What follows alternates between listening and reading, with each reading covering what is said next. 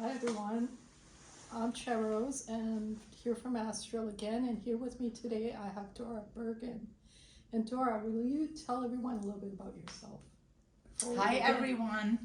Well, thank you so much for doing this interview with me. And like I said, I absolutely love your name, Chai Rose. Who cannot have a better name than that? Anyway, I was born and grew up in South America. So first let's talk about your family. How many people were in your family? Just you? Are you a single child or? No, eight altogether. 8, wow. So that's a big family. Huge family. What kind of relationship did you have with your siblings? The best ever. I think like it was really, really good. We did our own thing, yet you start having friends within your family. That brother's your best buddy, or the sister, she's your best friend. So it wasn't perfect, don't get me wrong. Right. But especially I was super, super close to one of my sisters and one of my brothers, and we are now in a group chat, so we chat daily. Wow. So you've continued that relationship all along. So what happened when you were 9? You were going to say something. Well, I understood that later on. At age 7, 8, 9, you start reasoning. Yes. Up till that point, you're open. So I started fighting with myself. Not as a 9-year-old? Yes. And I'm thinking, what is happening here? Like, I didn't like me. Like, yes, no, yes. Oh, I like that. No, I don't like that. And like, what's going on? In your mind, or? In my mind. And what would happen, because we have 7 siblings. I have 7 siblings plus my mom and dad. I didn't want them. We don't have 7 siblings. Well, no, but so I didn't want any of them to see that. Right. Because gosh, one person knows that, the whole family knows it, right? So I would hide in corners and go on the floor and just being so frustrated, right? And it wasn't until... So was it a voice in your head? Yes. Wow. So I was constantly arguing. With myself. I'm like, this is a weird life. And it started when I was around 9, let's say, approximately. So what kind of voice was it? Just like a 9-year-old voice, or was it an older voice, or? It was the argumentative voice. That's all I know. That's all I know. And if my mom asked me to do something, I wouldn't like it. Right. Or if my dad asked me to do something, I wouldn't like it. Or if I would just like, for example, myself, I wasn't happy with myself. And I thought like, wow, I always used to be so happy what's going on. I didn't understand that development. Right. And I had a lot of friends, about 30 guy friends, and I have one girlfriend, because the whole community used to come to me. And my dad, so my dad figured that out. A lot of the friends in the neighborhood, I used to have lots of guy friends too, so I think it's a good thing. It's a good thing. It's a really good thing. So my dad used to he bought a ping pong table, pool table, everything. So because he wanted me to be home with that many guys, right? So what happened is they would show up daily.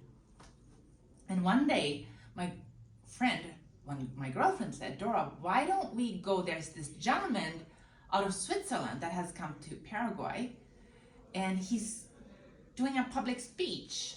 Do you want to go and listen to him? And it's for youth. So how old are you now? Because we were talking about 9 years old. So we're about 9 or 10, maybe around 10. Okay. Yeah. So I said, yes, absolutely. I do want to check it out, because I was born and grew up in South America. Anything different was good for me. Was exciting. Okay. Was exciting, exactly. So we end up at this church, and all my friends are up front, and I'm sitting at the back, and it's like, what did my girlfriend get me into? In a church, a pastor, missionary, what's going on? And he looked straight at me, and he said, well, if your life hasn't been working, why don't you open yourself up and try a new way? Wow.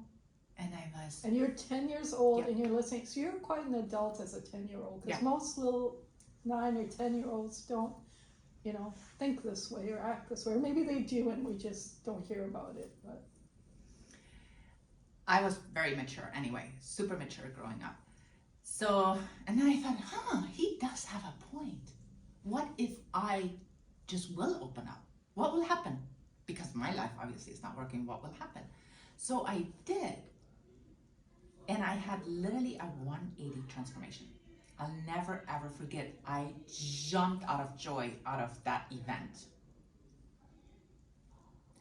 And my life from that moment forward was, I became invincible. I thought, well, if I want something, apparently what I recognize, there is a higher power out there. Right. And if I ask that higher power, apparently I am supposed to be able to get anything that I want.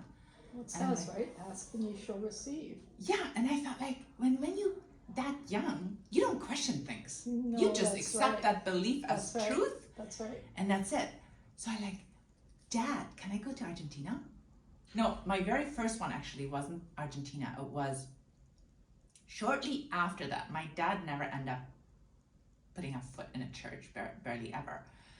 My dad was like that too. Yeah. But he also was very religious, and when asked to go to a church and to represent the church, he would do that. So it was like this, but like he's not a daily church goer, so it's interesting.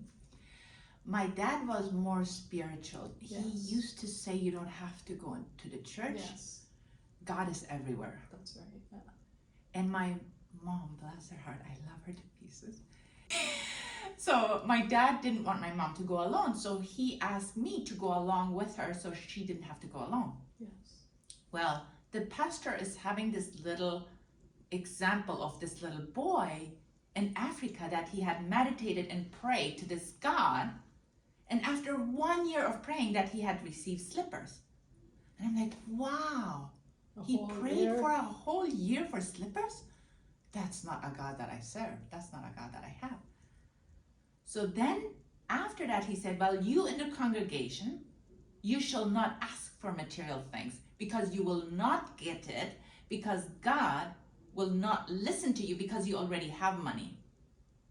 I don't remember clearly, but to my recollection, I stood up, like maybe I didn't, I don't know for sure, but I know 100% sure that I knew that I would not accept his belief in me. And I'm like, You wouldn't accept what he said. No. That can't be true, basically. It can't be true. It's impossible. Right. Because if it says ask and you shall receive, it doesn't say ask only for non-material things and you shall receive. And it doesn't ask for a boy in Africa can only receive. Yeah. Anybody, everybody. And I can't. I'm like, that guy's the furthest from the truth. And I end up going home that day with my mom. And I remember telling her, I'm like, he definitely doesn't know what he's talking about. Going home then, the first thing I end up going into my bedroom, and I'm like, now I'm going to ask for something so darn big to prove to myself that he's the furthest off from the truth. Wow. So we had an employee at that moment that had a motorcycle, a red 125cc Yamaha. I still remember to the teeth. And it had to be red because the whole community at that time was stunned. The girls like, oh my God, what an awesome motorcycle. For that time, it was something huge. Right. So I didn't care about the motorcycle, but I just wanted the prayer to be answered. 2 weeks later, my dad says, oh, you know what? I have a scooter. You can have it there. I'm like, and I end up going to my room and just meditating and praying and being so incredibly grateful.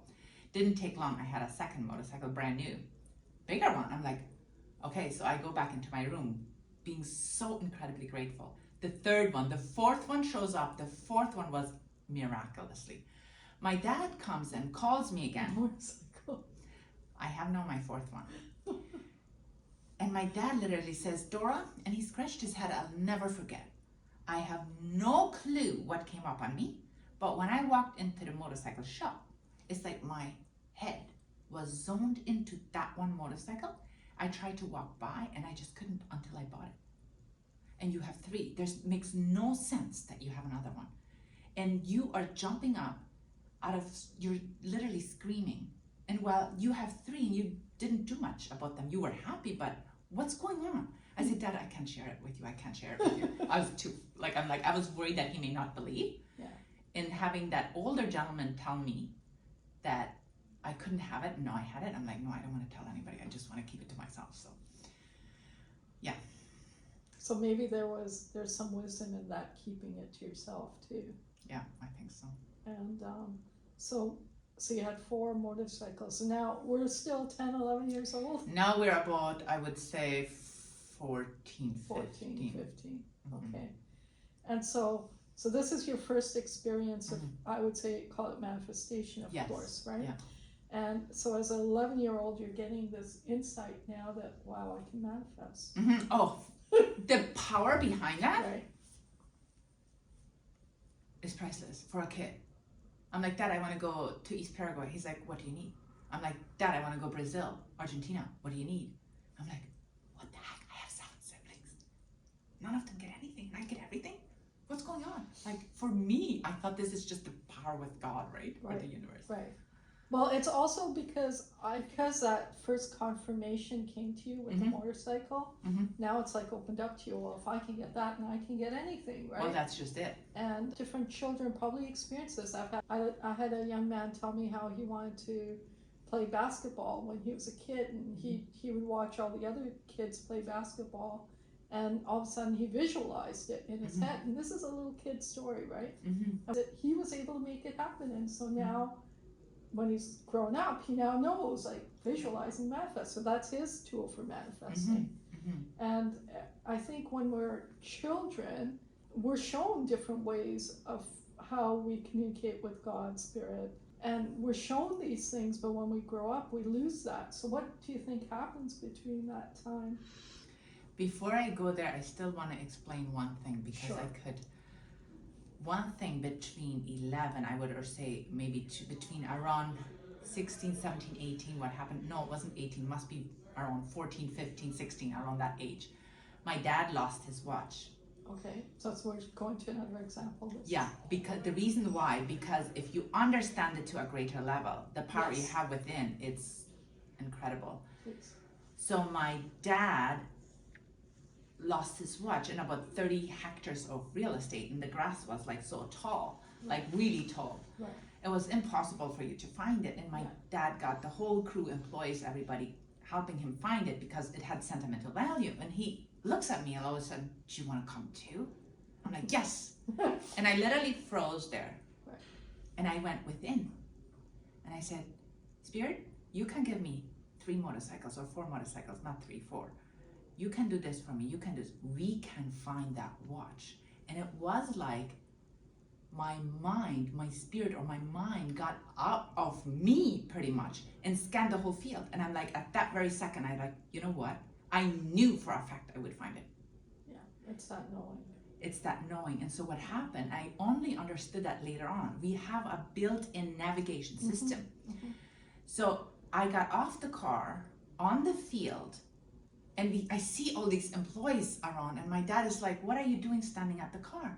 I said, I'm gonna find it. And my dad looks at me and I said, you know what the funny thing is? I know you will. And I said, and he's like, what are you doing? I said, I'm just going within and I'm scanning the field and I'm gonna walk up to it.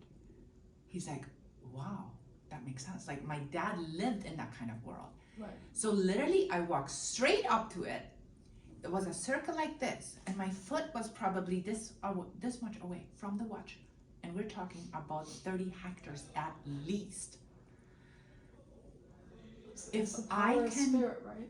if I can do it, what I'm trying to, people don't tap into it. Yes. They don't tap into it. Yes.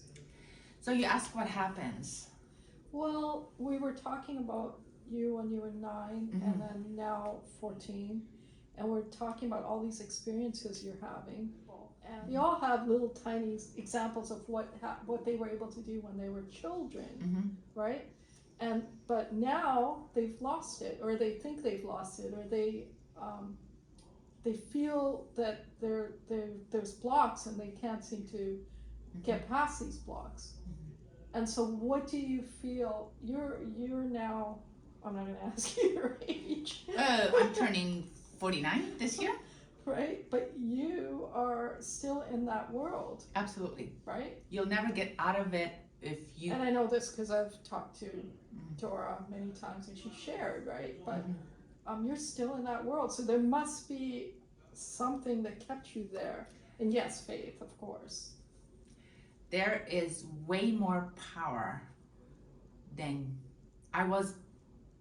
you can imagine. I end up going on the other world where I turn my back to that power. Wow. So see, we got to talk about this. So what caused that? So we'll go back to that field. You found that watch. Mm-hmm. You must have felt amazing when. Oh, I was dancing because back then it would be like $5,000 right now, like a 13, 14-year-old, let's say, whatever age I was, somewhere around there, 15, 16, getting $5,000 would be equivalent. Right. I went, like my mom right away knew I found it because I said right away, I need to go shopping. And she's like, you got it, because I loved shopping. So what happened, I was very much in that world 24/7. Okay. 24/7, that's all I was, that's all I knew. And I was like a wishing tree, wishing tree. Anything that I wanted just came. So I ended up 29 and I wanted a boyfriend. And 21, not 29. I purposely didn't have a boyfriend during that time because I wanted to go traveling, I wanted to experience the world. Right. So I ended up going to US for a year, and I come back and I thought I never wanted to stay in South America. And my mentality was, if I have a boyfriend there and I allow myself to fall in You're love, gonna stay there. I will stay there. So Right. I thought, no, it's better to have no boyfriend. Correct. Wait till I'm out of the country and then I'll look into that. Such a wise 16-year-old. I was very focused on what I wanted out of life. Good for you. So then I went back to South America, and I also knew that I did not want anybody from South America, so I meditated on that. So this German doctor from Germany shows up. We fall head over heels in love, and that's a really long story. Is there a Cole's Books version of it? Okay. Wow, and this is really, whoa. So basically, when we first met, he had a girlfriend. Okay. And even though we were head over heels in love, and I said, no, I will not date a guy with a girlfriend. I'm worth way more than that. So when you leave her, then we can reconsider. Well, he had brought his girlfriend to South America because he was in a medical exchange program there for 6 months. So he had to wait till that was finished so he could take his girlfriend back to Germany. Well, then he came back for me. He did come back. He did come back. Oh. And he had planned this incredible retreat for the two of us. Okay. Oh my goodness, this is getting really personal. I felt the feeling to continue to ask you, so I did. Which is totally cool. So what happened is, this is going on the internet, right? Well, there is something called editing, and we could edit things out. Okay. But what I know is if it's... The honest truth, the honest truth, because now I was thinking, oh my God, while he's coming back and doing all this, well, I have to give myself up. Like, I wanted to do that anyway, but now I felt like, You have to give it a chance. no, I really got to give it a chance. And I did it for the wrong reason, intention behind that. Because you did it for the fact that he was coming back to you and you felt you owed him something. Yes. So I did it based on that. So that's the wrong. And that, after I, like, it's not that I didn't want to make love with him, I died doing it, but it was the wrong intention. Yeah. And that's what I was beating myself up. So I thought, oh my gosh, this universe, this God will not forgive me for it. So I completely turned. And I thought, I don't deserve these gifts anymore of attraction. This Wow. So because of you thinking you did something wrong, you denied the gift to yourself. Yeah, for a long time, for 10 years, pretty much. I just wouldn't accept the gift. No, I'm not worth it. I'm not worth it. So then 10 years, I had a super rough time. Yeah, I know, silly us, right? And until I did a 180 again, I'm like, you know what? So what was your life in that time? Was it career-based? Was it relationship-based? It was hard. I wanted to do everything on my own. It was, for example, trying to forget him, because what happened then, because that obviously with my intention it didn't work, right? So he ended up going back to Germany. He then bought me a ticket going to Germany because he really wanted to reconnect with me. So I ended up going to Germany for the 2 weeks, and I had too much emotions that I could not convey verbally to him, and he could not either. I'm like, okay, I cannot live like this. So I was there for 2 weeks and ended up going to Canada. Okay. Well, in Canada, I thought, okay, I'll break up. Well, 2 weeks later, he shows up. He's like, no, I really want you. I don't want to let you go. Well, then he went back to Germany and I broke up. And you lost touch and all that. Huh? Yeah, I didn't give him my address. I didn't give him anything. And then I was really on my own. So I would go jogging at 11 p.m., snow up to my knees until I face down, cried my eyes balls out, face down. I'm like, no, I gotta make this. I gotta figure it out. I gotta figure this life out. And it was a hard ride. And like you said, okay. So 10 years of this roller coaster ride of what you said, a tough ride. Mm-hmm. So 10 years later, what makes you then decide to call on Spirit again? Or did you call on Spirit, or did Spirit call on you? Well, When did you actually, learn Spirit? 94, 95. So it was in 1997. I'm now in Winnipeg, living in Winnipeg, and I didn't like my life. I absolutely did not like my life. I had an uncle. He wanted his brother to come and visit him. Well, his brother, who lived in Winnipeg, could not visit him because he had 3 children, young children. What does he do? He calls me up. Dora, you're single. You don't really have that much going on. Do you want to visit my brother? Mm-hmm. I'm like, no, thanks. Why not? Well, I by this time already traveled a little bit. I've been to Argentina, been to US a year, been to Germany, and I thought, It's just not something you wanted to. can I really tell you the truth, which is Sure. so shallow? Sure, please tell me the truth. It's important to tell the truth. It's actually so shallow. That's so funny though. How we make decisions. Yes. It's hilarious. It's hilarious. And I thought, I don't really like my job here. At that time I was working for a German newspaper company, Das Blatt, in Winnipeg, and I didn't like it. So then all of a sudden I thought, what would life look like if I were to just pack up and go? Forget life, just pack up and go. So, and I thought, like, I'm not religious. I don't want to, like, but the idea of spending time with my uncle, I'm like, that's pretty interesting. Yeah. And then doing something adventurous, I'm like, Yeah. oh, that's pretty cool. Right. But you're no longer religious, or No. no longer listening to God. No longer listening to God. I don't need spirit. I'm done. And besides, I'm not worth it. So let's talk a little bit just before we go into that. You said God and then you said Spirit, but it felt like they were 2 different things. At the same, I think they're almost the same, I think, in a way. Okay. To me. Yes. Okay, me too. I said, I don't know what, like, I don't really want to do this religious thing. He said, well, why don't you, I just arrived last night. I'm like, yeah, sure. Yeah, I'm going to do it. I had no clue what I was doing. Right. So I gave them a tour, explained to me a little bit where to go, how to go, because I had been in the US now for a year, so I was a little bit independent. So I did that. And the synergy was so amazing, and I thought it was So interesting. there's probably way more stories there that we have time to go into. But Yeah, so not a time.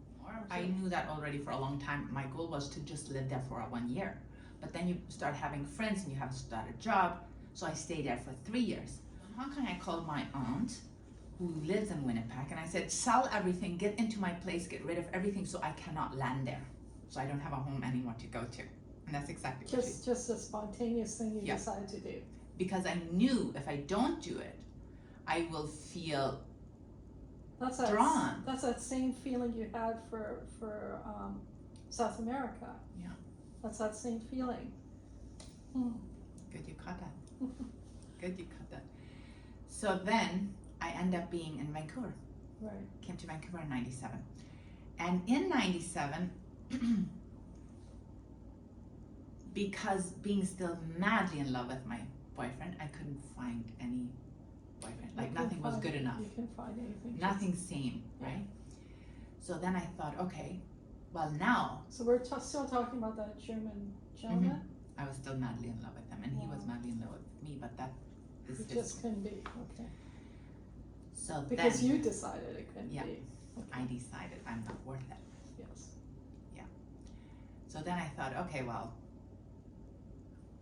in 97, I thought, I'm open now. So what made you decide that? I decided it's time, and if I don't do it now, I'll never do it. Right. And I would go against my will. I didn't care what it was. I will now take control of my life. It was just a decision. A decision, and It I'm wasn't going to an move. event, it was nothing, it was a simple decision that you made. So you made the decision to let God go, and you made the decision to let God come back in. It was. So it was your free will that was acting on its own accord. Wow. In so many ways. So then, in 97, I end up now in White Rock. Beautiful, I love White Rock. I love White Rock. I had an auntie there, and also a cousin. Well, my cousin's best friend was Middle Eastern. Okay. And she had quite a few friends, but he didn't have a girlfriend. So they were always bugging him. And his mom started getting pretty strong on him. You need, you're close to 30, you're 30, you need to have a Relationship, yeah. So she tried to set him up with something local, and he didn't want that. So finally we met, and it was interesting how everything fell up together. And I'm like, you know what? I'm making this happen this time. I don't care. I'll make it happen. I'll decide. So I was married with him for 18 years. Wow, that's a good long time. And you were happily married, or That's so a different. was it like, I'm gonna make this happen, or was it like, No. I'm in love with this guy? No, I make it happen. I make it happen. That's it. And I'll do whatever it takes. I will make this happen, and I'll make it work. I know the story. So that was a whole other story. Right. So that relationship, you're still in that relationship, or okay, we've moved past that relationship. So tell us now then, career-wise, what were you doing? You were smuggling Bibles one minute. Now you're in Vancouver, so what are you doing? In Vancouver, I ended up going into the banking industry. Okay. And it was at the beginning, they asked us to sell all kind of internal products. Okay. For example, start offering clients Visa, line of credit, and everything. They just started it shortly after I became there, got employed there. Right. And at first they said only sell 1 or 2 per week. And I'm like, that's it? I'll try to sell 2 per day. Right. Well, I did 2 per day. And then they upped it to 5. I did 10. They upped it to 10. I did 20. Right. Like I always challenged myself. So at that time, my sister-in-law now said, oh my gosh, Dora, that's pretty awesome. You need to go into real estate because then you can control your financing. There's no future in banking. Right. And then because you're also always an employee. So then I got into real estate. Did really good in real estate, brought my yearly income into a monthly many times over. Also bought a business, 30 cents on the dollar, sold it for $1.10 in just short 8 months. So all that business sense, all that, where'd that come from? Like, maybe I just went back to my internal guidance, I think. I just asked. Just ask and follow. Just ask and follow. I don't know how, I'll just figure it out. So I did that, and then I built a couple of businesses back then from $0 to $200,000 net. And I'm like, oh, life is so easy. It's so good. But it wasn't until 2008 I felt like I'm totally dancing in this lifetime again. And it was in 2008, not totally back with God the way I wanted, or how I should say, but it was really good. So would you say that when you were in your tough time, that was really your ego writing that time, and then when self-denial, but self-hatred, denial, but those are all negative emotions. Right? So all negative emotions, yeah, and they will work against you like no tomorrow. So then, so it was in We're talking 2000. about the businesses. And, Yeah, so I thought, okay, well, life is so easy.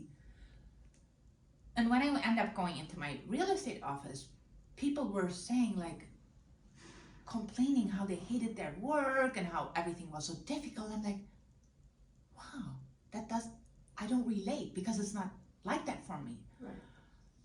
And then, and what they made in a year, I made in a month, more than that. And I was like, but I couldn't explain or teach them. Right. So it wasn't not until 2008 that my girlfriend's husband back then was not a husband, was like a common law, Okay. died in a Maserati car crash. Oh. Instantaneously. The front two passenger, the passenger died instantaneously with him, and the two back guys got quadriplegic, both of them. It was a really bad That's accident. sad, yeah. Completely sandwiched. And if you Google it, you may still find it. It's 2008. Okay. And Maserati, 2008. Donnelly. Donnelly. Yeah. Okay. So, seeing his wife that he left behind with black eyes, literally crying herself to pieces, all day long wearing glasses, and struggling the way she did, I looked after her son a lot that time. Lots, because she couldn't handle it. Right. And then I realized, and I experienced the bankruptcy she had to go through right after on top of it. So I'll never ever forget. So at that time, I always would try to give at least 10% back to the community. Right. And this time I thought, okay, you know what? I should give it to her instead. The community is like helping her out. The minute the check left my hand, I felt guilty. And I'm like, why on earth would I feel guilty? So I'm asking myself. And the answer that came to me is like, you're not really helping her. Right. What you're doing is you're teaching her on how to rely on you. What you need to do is teach her on how to be successful in business. Right. So I'm asking myself, okay, how can I do that? What made me successful? So I go in the back and try to figure it out over and over and over, and I cannot figure it out to a Right. way that I can teach it. I'll create a new business tomorrow and make it successful, Right. but I couldn't teach it. And then my brother all of a sudden said, Dora, you know, I know this is many years later. I end up going, okay, how should I say this now to make it marry itself? Okay. So this was in 2008. Okay. And now I am forward like quite a few years after. I start doing really good in real estate. I mean, $20 million listings, $15 million. It's like literally I start getting noticed, and TV news companies, everything started looking, what am I doing, right? Right. And it was at that time, I had a girl, I manifested this girl come down from California. Her name is Angelina Cardoni. And she used to host events for presidents, movie stars, all those. So you said you manifested this. So what events led to the manifestation? Well, I had this $20 million listing, oceanfront listing, that I manifested as well, which was so cool. That was so cool. And then I get the listing. Here's the beautiful thing. Okay. When you manifest something and you totally accept and believe that It's possible. God is with you, not against you, and that the universe is with you, not against you, nothing can happen. You have no idea. The listing presentation was so horrendous, I'll never forget. The seller looked at me and he says, Dora, you got the worst listing presentation. Mine, I have a $20 million waterfront home. You're putting a listing presentation in front of me like you do for every other home. And I'm shaking. You gotta remember, my most I sold by that was 6.6 million. And I'm shaking. I'm like, and I said, so do you want to list it anyway? Because I'm like frozen. What am I gonna do now, right? Yeah. So you want to list it with me? And he's like, yeah. And I'm like, oh my God. Like, I want to jump out of my skin. I said, okay, so what would be a good listing presentation for you? He said, none. And that made me feel really good. So God gave me power back. I said, why would not be a listing presentation good for you?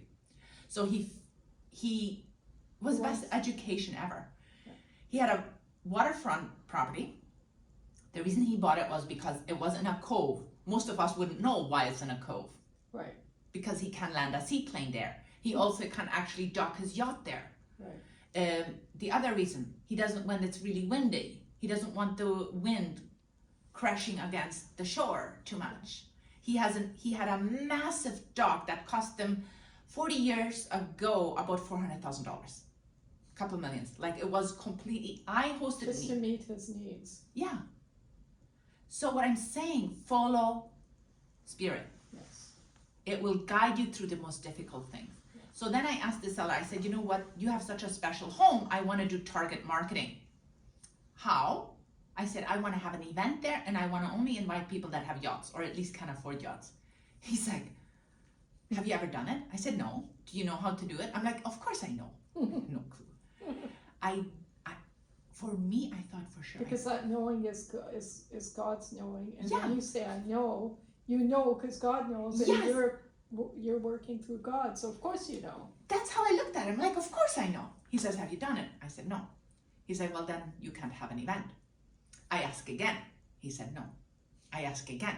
He says, Dora, it's the last time and do not ask me again. No, you will never have an event at my house. Out of the question. I go out and I'm so freaking excited. I'm like, God, you freaking rock because I know we're going to have an event here. And I didn't accept the no. I think it was about a month. Don't quote me on this. Could be 2 months. A girl calls from California and she said, Dora, I'm an event coordinator for Arnold Schwarzenegger, for presidents of US. We do elite events and I want to host an event at your oceanfront. I'm like, fantastic, come over. Are you for real? This is so awesome. And I was so incredibly excited. And she said, well, I want to make sure that I can have one. Of course you can. She says, Dora, I'm going to come down tomorrow. I'm going to look at tickets and I'm going to come flying down. Are you sure? I'm like, I'm guaranteed sure. You can have it. Just come down. She comes and we meet. I said, to be honest with you, I've been told no. But I said, you and I are smarter. I said, if you host events for the presidents, I said, you also know that that's not coincidence, that you and I connected. And she said, that's exactly true. I believe in that. I said, that's exactly why I told you we can have it, even though the owner has said 3 times no. And she said, cool, I don't believe in no. And I knew by me talking to her, this had to do with God because right. Because how would she just agree with you now? Yeah. Instead of being upset with you. So I called the seller and I said, we want to meet you tomorrow. He says, no, I don't have time. I said, okay, the day after then. So he allows us in. And I didn't tell him that I bring a guest because if I were, he wants to know all the details. Right. And when they have a home of 20 million, they're pretty savvy. And so we go in. I said, oh, by the way, this is Angelina Cordoni and this is so-and-so. And we end up chatting. And I said, Angelina, we were right away very connected. Right. I said, just follow my lead. You will notice right away. And right away, within literally maybe 2-3 minutes, she picked up and she took over our conversation. I'm like, perfect, so I'll stand back. The seller said, oh my God, Dora, what a brilliant idea. Of course you can have an event at my place. This is a genius idea, what you guys are doing. And then I asked him before too, I want an Asian event and a Caucasian. People back then, I don't know if they're right now like this, when they are Caucasian, especially Asians, don't mix very well with that wealth. Right. They feel intimidated with the Asians back then, very much. But no, I don't think that's the case anymore. Right. And so I told the owner before that I would like to have 2 events. He says, I'm not even going to give you 1. What makes you think you're going to ask for 2?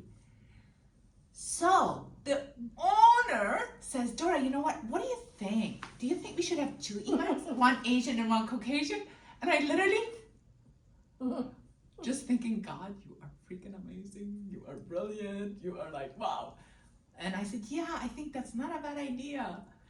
And sure enough, and then the other thing that I had in my request to God is like, I don't want to pay for it. It was because those are expensive, really expensive. And so I said, Angelina, I said, you know what? I don't have $100,000 to throw out. Throw out this event. Yeah. And she says, oh, don't worry, I got that. And I said, okay, cool, let's do it then. Before you know it, we had yacht companies coming in. We had Maserati coming in. We had Monte Cristo jewelry coming in. We had two billionaires showing up, one with a $2.5 million Bugatti. And the crowd just showed up magically. We had concierge that would do test drive on Maseratis. It was just spectacular. We had about 200 people. We had 100 people within the Caucasian. We had another 100 people on the Asian one. And we just had the best of all best. And it was at that moment, Angelina said, Dora, I see your potential. Let's go real big. Let's go 10 million, 20 million a year. We can conquer the world, the both of us. And I said, give me a week. And she's like, oh, week? Why? Because now I already had tasted success. Right. But and my love. And you knew what it would take for you to do to get even further. It would have been so easy. It would have been a dance. Right. However, I was very unhappy married. And I thought, okay, I already know how to make wealth. I can make any amount of wealth that I know. I know that now. Right. And there's nothing that I cannot do in the money part. But I don't have love. My guy from Germany tried to get back to me for years and years and years. He would email me, text me. Not text, just email me. Once a year, once a year, once a year. And in 2010 in April, he did that in April. He did that in April and not once a year. And I said, you know what? Now you're mine. So I chose love to go back to that love and left all my business $10 million years. And so you decided that you had to let one go to have the other for some reason. Here's the reason why. Again, truth is bargaining chip. I'll to edit that- this for you if you. For me, it wasn't necessarily about the wealth. For me, it was the growth and the challenge and the learning that came with absolutely. it. And when you dance with the billionaires, you better start showing up like the billionaires. And so this was me thinking that he would think. Right. How should they start? Yeah, right. And not only that, now since I'm at that level, I love that life too much.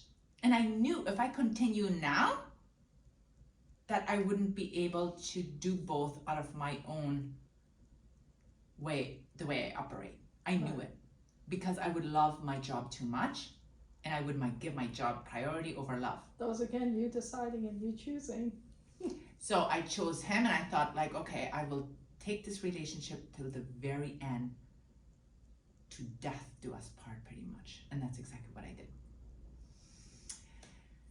And now this roaring lioness is coming back, conquering the world like not tomorrow, because yeah. All day long, even though I felt like the most important person in his life, but he wasn't. So I'm like, wow. So that's why I decided to leave. And that was only in 2017. And that's when I hit absolute rock bottom, because now so I had again now we're hitting rock bottom. Rock bottom of all rock bottoms. Oh. It's okay. Yeah. It's okay. You know it's what? okay because that's the trampoline, right? And I'm bouncing back like no tomorrow this time. Like the sky's the limit. The sky, there's no limit. Not even the sky will be the limit this time. So tell us about what you mean by that. What do you do now? Are you still in real estate or are you still? I still have my license, yes. Yeah. It's not necessarily my passion to go back, even though I absolutely love real estate. Okay. But real estate to me has a certain limit. I don't like limits. What I'm looking to do now is create businesses like inventions and things like that, different ideas. I have some incredibly super exciting things going on. Inventions. Like it's like, for example, create apps or create like I have a So digital stuff, like Okay. stuff that's up and new and never Do you been want to talk invented. about it a little No. bit? No? So in the meantime, I'm coaching now. Coaching. Business success and life mastery coaching. So basically, I help people with So their. how did you go from, so how does this story start, the coaching story? Oh, the coaching story started in 2008 when I originally got the idea, right? Okay. Because of my girlfriend Yes. passed away. And then in 2017, I hit rock Yes, bottom. yes, And I yes. thought, you know what? There has to be more to life. This is, my relationship is not working. So you hit rock bottom while you have God now. No, I didn't have, like, I left. Like, You left God again. yeah, pretty much so. Because remember, anytime you break up or you think you've done something not good, I blame myself. You blamed yourself. Yeah. So that's your pattern. That was my pattern, exactly. And so I hit absolutely. Thank you for correcting me to making it past tense. Yes, absolutely. and the reason I knew I probably would hit rock bottom if this relationship wouldn't work, but for me it was worth the risk, because I thought I don't want to die and not have experienced true love. Right, and that was your true love? Oh my God, and every angle, and he was the same for me. It was both ways. It was a dance on the both sides, and it was, I mean, to die for. Like, it was so beautiful. It was so beautiful when it was there. Right. And then in 2000, So you're telling me true love doesn't necessarily last forever? I don't say it doesn't last. I think it's a decision. Yes. Really a decision, right? So for me, I had to make a decision at that time, 2017, because emotionally I was completely drained. He was completely drained. I end up flying to Germany all the time. Yeah, so you asked me how I got into coaching. So in 2017, when I hit absolute rock bottom, that's when my brother said, Dora, you know, nothing seems to be working right now recently for you. And I think you need to listen to Bob Proctor. And then he sent me a tape, like a YouTube clip. Right. And I'm like, oh my God. So The Secret, or? No, just a little, it was Diviner's Image. Okay. He sent me. And right away, at the split second, I bought it. And then I contacted Bob and I said, can I do a year coaching? I just want to try you out. And then. So contacted Bob. Well, his company. His company. Yeah, okay. his company. And I was asking if I could do a coaching with Bob for a year and then see how that goes. And if I liked what he's coaching, because I never believe in selling something that you don't believe in yourself, of course. I won't do it. Yeah. So then it worked really good. And then I asked Bob, do you have a system that can guarantee success? So you were able to communicate with Bob then? Yeah. Really? Okay. Yeah. Within that coaching I did with him, I communicate with him directly. Okay, so you were one-on-one coaching with him, were you? No, it was on a group, but you can ask him direct questions. Okay. So he says, yes, I do have it. I said, oh my God, perfect. So I want to join that one too. But it's not a but. I got so excited. And I told him, I said, no, wait a little bit. Let me travel the world first to make sure this is what I want to do. So I ended up going to London. I went to Italy because I was really looking to live in a different part of the world, not Vancouver anymore. I wanted something new. I was so ridiculously stuck, you can't even imagine. Because you got my finances now are down the drain. Your relationship. My relationship is down the drain. Didn't feel like exercising. Exercising is the only thing that I still did. Right. So then I thought, okay, let's go see where I can live. So I ended up going London. I ended up going Italy. London again, came back. New York 5 times. I thought maybe I can live in New York. And then I thought, you know what? I will lose every penny. I don't care. I'm going to figure out life. I'd rather die by figuring out life than giving up the way I am. I'm like, this is not working. So I ended up going Panama, Paraguay, came back. Alaska, came back. Don't ask me why Alaska. And other incredible manifestations. So the Alaskan cruise, or? No, what happened is, like, I manifested. I said, you know what? I want to go fishing in Alaska and I want to do it with a billionaire. And it didn't take long. I stumbled up on a billionaire and he says, Dora, do you want to go fishing? I'm like, absolutely. Where do you want to go? And he said, Alaska. And he said, when do you want to leave? I said, and he said to me, be ready, because if I make a decision, I make it quickly. And somebody told me that he has 10 private jets. I'm like, wow, what a big lie.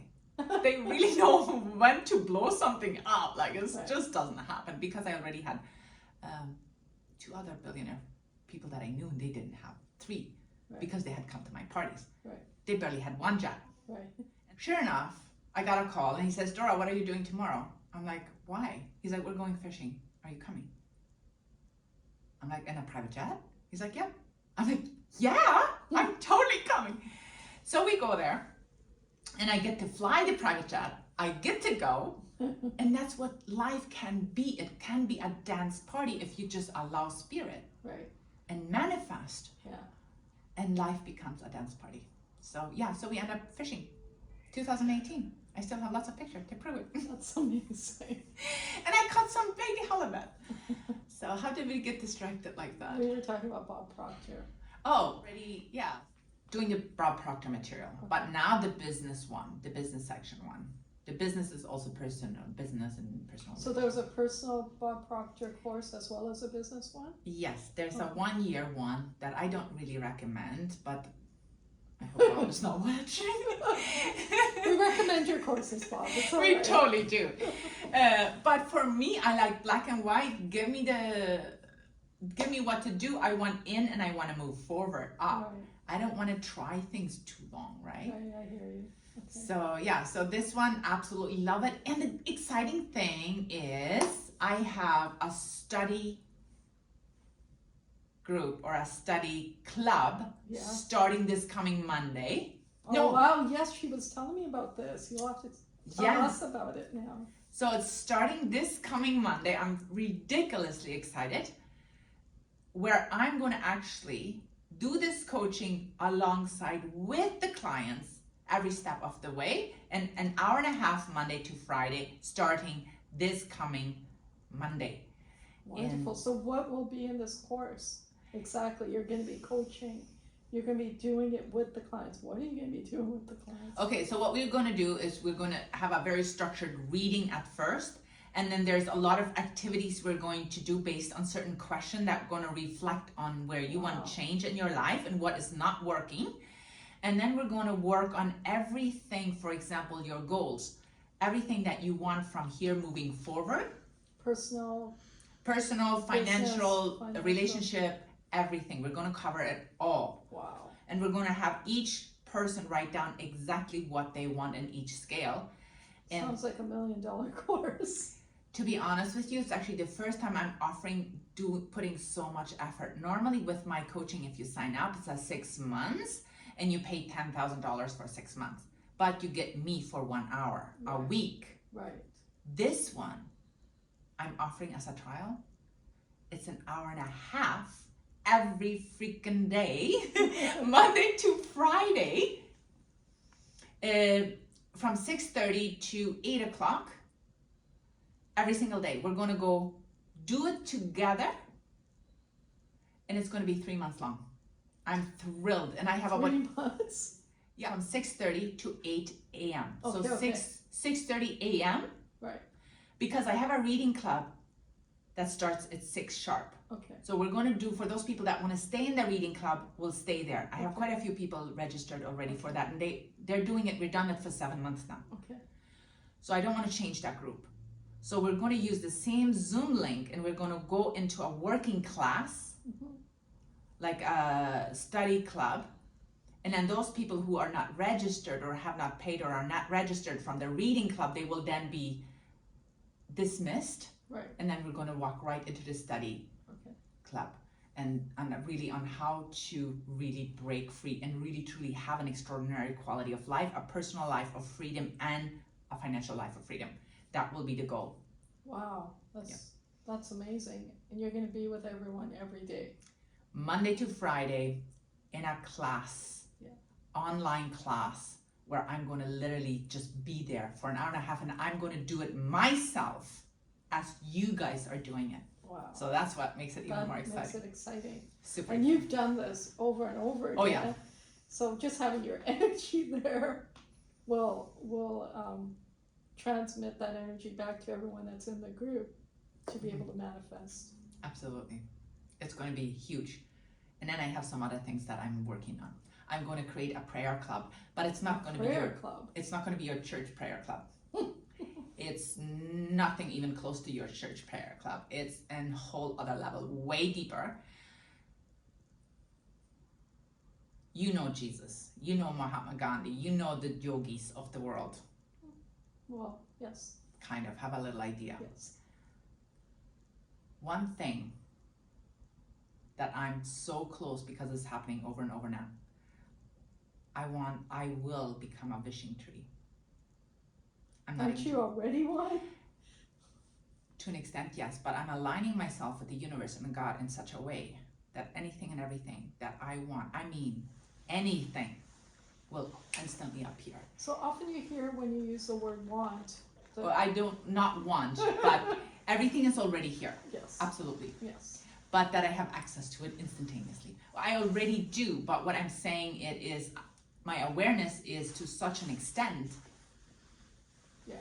That is this. Yeah, like the yogis in India that could manifest things from their noses. Like it's. Well, that's what I will do to a whole other level. I already been practicing and it's already happening. Beautiful. Like really systematically, it's incredible. Like my latest manifestation is I want to have 1 billion subscribers. Within a week, I would say it's now 2 weeks. 1 billion subscribers. 1 billion subscribers. Why go small if you can go big? So I have, within a week and a half, and I had it quite structured, I had people sending me close to 4 million now. Beautiful. Just like that. And Just that's like how life should be. Yes. Not working 10 hours a day, not slaving yourself, and Just not asking, it's there. asking you to receive everything that you want, or like everything is in this universe anyway already. Yes. Right? For everyone. For everyone. For everyone. Yeah. I'm just a messenger. Yeah. Saying it's possible. yes. And if it's possible for me, I'm no different. No. And I have had my lows, like. Yeah. But so you created them for yourself. Everybody doesn't it? That's right. Everybody does. Everybody does for themselves. Yeah. They create the highs and lows for themselves, absolutely. And I saw them coming, but for me to actually, it was worth the risk for me at that time from the awareness that I had. So would you say you had regrets in those No. times? No. So No. were they growth times too for you?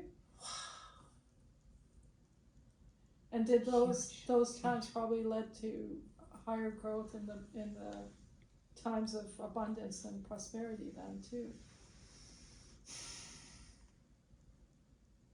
Could you have avoided those times?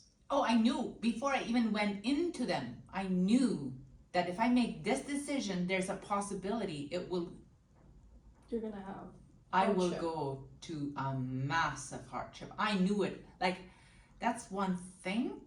I can see the future quite good. Right. Really, really good. Like, even from 9 years old, I was very conservative. I could see, like, even now, I do a meditation exercise that I could see. This may sound really interesting, but I could see the chaos going on in the world. Yeah. I could see it even before the corona hit. Mm-hmm. I already knew, and I already set myself up for it in certain ways. I think certain people in the world get insights that are connected to spirit, right? That you know, this is coming and prepare yourself. And those preparations we're doing aren't necessarily for us as individuals, but they're for the whole. It's for the whole, yeah, exactly. And so, like, when we were talking about your friend who lost her husband in the Maserati accident, you were about helping her. That was my intention, yeah. Right? And you are about that. You're Yes. about helping other people, because this course even, like, who's going to put this much time into a course unless if your intention is to help other people, right? It's to transform lives. So they actually also, yes, it's 3 months. Yes, it's a big dedication. And here's what Bob Proctor told me. He says, if you're not willing to put the time and effort into it, you don't deserve to win. You don't deserve your goal. That's what he told me. And I'm like, who are you to tell me that? But then when I looked into it. We still love you. Then when I looked into it, he's right. Yeah. Right? Right. And it's the best decision, I think one of the best decisions ever not to settle in life, because we have one chance and one life only. And I'm like, I'm going down when it's my time, when I'm 110, but I'll look back and I say, oh my gosh, did I have an incredible ride. Of course. Wow. I can't wait to see where you go next. Like when you were a little girl, like what was it? I'm gonna be what when I grow up? This is very interesting, and I normally don't like to disclose it very much. Uh-huh. My dad had grade 3 education, could not read or write, yet was a multimillionaire. And I thought, if he can do that, I can own the world with a little bit of information. And not that I want to conquer the world or own the world, but I owe that to the world and to people. So that you can give back. Yeah, exactly. So that they can see that the life they're living, there's so much more out there. There is so much more out there if they just believe. So you mentioned meditation. Do you meditate every day? I try to meditate every day. I did this morning, half an hour. Sometimes I do 3 times, half an hour in the morning, half an hour at lunch, half an hour in the evening. And so would you say meditation is integral to manifestation? Say again? Would you say meditation is integral to manifestation? No. No. No. Because But when I for was some 9 reason years you old, meditate. I didn't. It just, what I think is absolute integral for that is gratification. For what you have, no matter whether you're at the lowest of the low and you don't feel like it, do it anyway. Ask for gratitude. Gratitude. Gratitude is an attitude. That I would say is above meditation, above anything, and above everything. And the prayer, it's the art of prayer that I'm working right now on. And I'm going to have that as a class too. But I will be very selective. And it will turn the world around. There's a book I read a long time ago. The power we have in our mind. And yeah, it was on the power of mind. It was on the power of prayer. It was by, I'm trying to remember the name of the guy, Dr. Dossi. Mm-hmm. And what he did was case studies of, you know how when you go to hospitals and people are dying, and then Mm-hmm. there's certain people that there's people seated around them praying, other people there's no one praying. And so he did these test studies on how the people who are prayed for, how they were affected, and how the people who aren't prayed for. And what he found was the people that were praying for just the best outcome, Mm-hmm. for whoever they were praying for, that gave the best result than the people who were praying for one outcome or another outcome.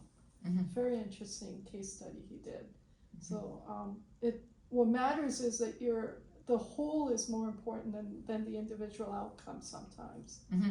right? Mm-hmm. Mm-hmm. Yeah. And that when you go to church, and I go to church a lot, I think they have their way of doing things. They're improving people's life to the level. There's a lot of things I don't agree at all what they're doing, but they're doing their best with their awareness that they're having. Mm-hmm. So who am I to judge? Well, my thing is, if we never went to church or mosque or a temple or a Mm-hmm. synagogue or wherever it is that someone goes to pray, we wouldn't have anything to compare it to, Well, that's just it. right? Like, now that you know that there's, like, you went to church and you saw a limitation Mm-hmm. in what you saw. Mm-hmm. If you hadn't seen that limitation, you wouldn't know there was something greater than that too. That's so So true. there is, you almost need that to step off of that Mm-hmm. to take you to the next level, right? That is just it, and I think that's incredibly well said, because in a lot of times people go through hardship and they are going to a mosque, they are going to a church, because that's a support system, so which Absolutely. is super important, so important to have a support system, I think. I mean, I've had some of my best experiences going to my mosque, right? So Mhm. I'm Muslim, so I go to mosque, Mhm.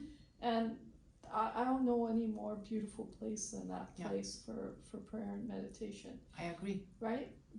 However, it's on you. Like if when you go in there, you found insight, regardless of the fact that whatever that pastor was saying, you found insight in there, even though what he said was not really accurate or whatever word you want to use to describe his. Ultimately, it helped you. It helped me, and so Right. that's why I'm saying I really appreciate for the people that are doing with mosque, what they're doing with churches. Do I agree on everything? No. Nobody ever will. Nobody ever will, exactly. And I think at the ultimate, it's what their intention is behind it. That's right. That's important. That's important. Not like my intention. And they bring community, and we bring community together, right? Exactly. And that's so important. It's, I think, and actually, here's the funny thing. I'm creating rich gospel. Rich gospel. Rich gospel. As opposed to poor gospel? So what does that mean? It's any religion, any culture. Good. What it is for, to make you rich deep within, to make you rich in relationships, to make you rich but on a deep, stable level, to make you rich within wealth, to be rich across, and to have a community where you support the elders, where the elders support the youngers. The elders all become mentors. Yeah. And It's not one or the other, right? The Yeah. elders and the youngers matter. It's not just the elders. Exactly. Where in the North American culture and also European culture, I find it's very separated in many cases, where I want to bring it back together as a whole. Yes. Where in the Muslim, you guys have it so good because my husband was Muslim for like 18 years. Right. Like they're so deeply connected Right. as a whole, right? Yeah. As family, which is so important because you need that. Yes, you need that. And You totally need that. it helps, that support system keeps you connected. You always have something to go to. I mean, it's my favorite place to be is my mosque, right? It's where I get peace and at the same time, I mean, I'm not an avid mosque goer. I'm not, like, I haven't gone in a really long time, but my heart's there, and that remembrance of what's there is right here. So Yeah. it goes with me everywhere. And I think it's so awesome that you are true to that. Yeah. Because ultimately, when we are true to who we are, Yeah. that's what matters, and that can Yes. really help us to be a greater influence to this world, right? Wow, this was fun. I learned so much, and I'm sure everyone else did. Do you have any specific messages for everyone? Well, one of them is if you're not where you want to be, some things that you can do. And I never thought this was so. I always used to, I don't have resentment. I don't have guilt. I forgive everyone. But when you go to the deepest core, that's a lot of times the stumbling blocks there. Right. You think you've forgiven someone, but you haven't, or? Yes, Okay. exactly. And there's a prayer meditation that you can do, which works miracles. We are all connected, every single one of us. And if you bring that, when you meditate and you bring that person that you haven't forgiven, it's best to do it face to face, and it's the hardest, but it's gonna free you up the best. But if you cannot do that, start getting that person into your imagination in the back of your eye and have him appear in front of you. And then you talk to him and say, you know what, I apologize for what was wrong. Even if he was wrong, you apologize and you imagine that he's apologizing to you. It goes both ways. And keep Right. doing that in your dream. Before you know it, he will actually come up to you. And you will meet and you will have that chance. That is huge, because a lot of times, that is a lot of times a huge stumbling block for people and keeps them stuck. Right. So Another just that. person. Another person. Anybody in their life. And here's what the thing. I used to think, well, I forgave everybody. And I'm like, I keep writing for months at a time. Writing? Do you write? Have you Yes, written? yes. What have you written? Well, just writing about my life and stories and trying to figure out where is my stumbling block in that area. Somebody gonna be able to read that at some point? I threw so much in the garbage the other day. I can't believe it. I'm Oh so my sad. God, why would you do that? I know. There was such good information there, like years of studies. So then what happens is I realized I hadn't forgiven myself. No, I have written and written and written, like, and I couldn't feel that. Okay, that person. And I feel nothing. I'm like, that can't be it then. Where is my stumbling block? What is holding me back? I knew it was inside. And then one day I look in the mirror and I'm like, you haven't forgiven you for that. I'm like, you must be kidding. So I go and get the pen and paper and I feel, I'm like, sure enough, I haven't forgiven myself. So it's a lot of times we are too hard on ourselves. Right. Wow. So that's something I would highly recommend to look into that. Maybe it's just me, I don't know. Thank you for that message. Yeah. Well, I've exhausted my questions today.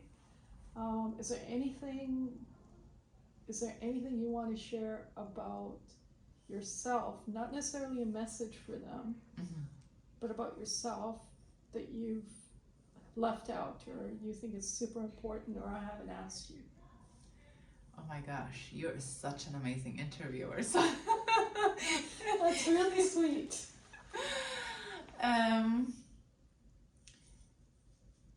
I think anybody and everybody can be a wishing tree. And for me to never given up, I think it's the best decision ever on the planet. Wow. And I'm normally really strong, but even I couldn't do it. But recognizing it, that you cannot do it, I think is a huge thing. That's for me, I think was the best thing because I grew up very independent. And I'm like, I can do everything on myself, as you can see in the stories. I'm like, I decide and I go for it, right? Yeah, absolutely.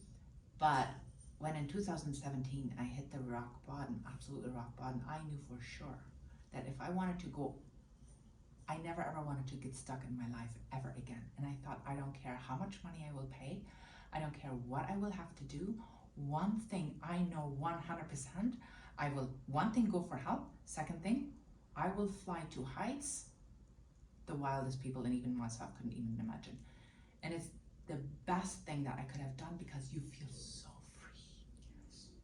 And you feel like I used to be, people used to tell me, Dora, give up on life. This is all there is. I'm like, no way. It's impossible that this is all there is. There has to be more. And this, I think, is the best decision ever to not accept that belief for myself. Yeah, absolutely. I just read this morning and it was about whatever you're doing in your life, keep doing it. Don't give up because you'll realize when you haven't given up what would have happened if you had given up. Yes. And the other also, if there's people that want to belong to my reading club, that is actually complimentary. It starts at 6 a.m. every day, Monday to Friday. 6 a.m.? 6 a.m. However, the support, everybody's hair was sticking up today because so much energy. People read out loud and we give feedback of each other, the takeaways. It's just electrifying. And it's 6 to 6:30. So is that a Zoom link or? It's a Zoom link. Yeah, they can text me or they can contact you, whatever. Absolutely. We can and then give everyone the Zoom link, no problem. I used to have 3 of those a day. It's just way too much for me. Wow. So it's hand-selected books to really help you break free and be in a community, a support community. I call it, it's my reading gospel church, or what, my reading mosque, or it's like, it's a support community where we help each other together grow to the next level. Well, I'm excited. I'm gonna come. You should. I'm gonna start coming. Definitely, you're gonna get so much out of it. I'm excited for that.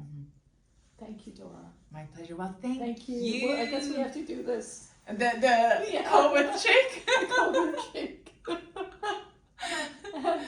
and hopefully we can do this again. I really enjoyed this interview, and there was so much insight here, and just how much insight you can get from one's personal life story.